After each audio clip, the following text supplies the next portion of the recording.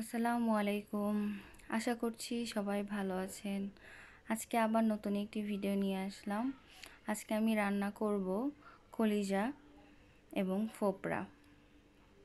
আমি কলিজা এবং ফোপরার মধ্যে পেঁয়াজ দিয়ে নিলাম এবং বাটা এখানে আদা রসুন পেঁয়াজ জিরা সব কিছু মিক্স করা আছে।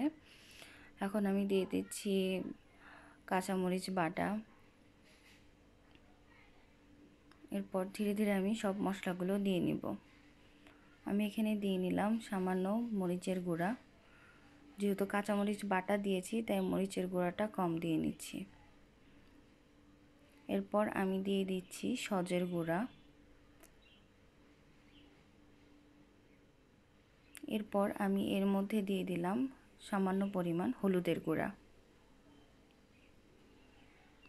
এখন এই সবগুলো উপকরণ ভালোভাবে মিক্স করে নিব এবং আমি এখানে পরিমাণ মতো লবণ দিয়ে নিচ্ছি এবং সাথে আমি এখানে সয়াবিন তেল দিয়ে নিচ্ছি। এখন আমি এখানে একটা সাদা এলাচ, দুটা তেজপাতা এবং একটা দারুচিনি দিলাম এবং পরবর্তীতে আমি এখানে সয়াবিন তেল দিয়ে নিলাম।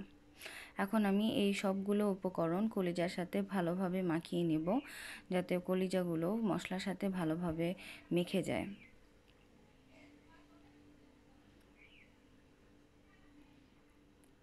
যে তরকারিগুলো মাখানো হয় সেগুলো মাখানোর সময় যদি ভালোভাবে মাখানো যায় তাহলে সেই তরকারিটা অনেক স্বাদ হয়। এখন আমি কষানোর জন্য সামান্য পরিমাণ পানি দিয়ে নিচ্ছি।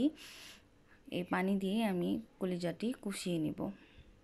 আমি এখানে চুলার উপর উঠিয়ে দিলাম। এখন আমি ভালোভাবে কষতে দিব। সামান্য একটু নাড়াচাড়া করে দিলাম যাতে কলিজাগুলো ভালোভাবে সেদ্ধ হয়ে যায়। এখানে কষানো হয়ে গেছে। এখন আমি পানি দিয়ে নিচ্ছি জাল পড়ার জন্য। যেহেতু আমি ঝোল কম রাখবো তাই আমি অল্প পানি দিয়ে নিলাম। এই তো আমার কলিজা রান্না শেষ। আশা করছি ভিডিওটি আপনাদের ভালো লাগলে অবশ্যই আপনার ফ্রেন্ডস এবং ফ্যামিলির সাথে শেয়ার করবেন।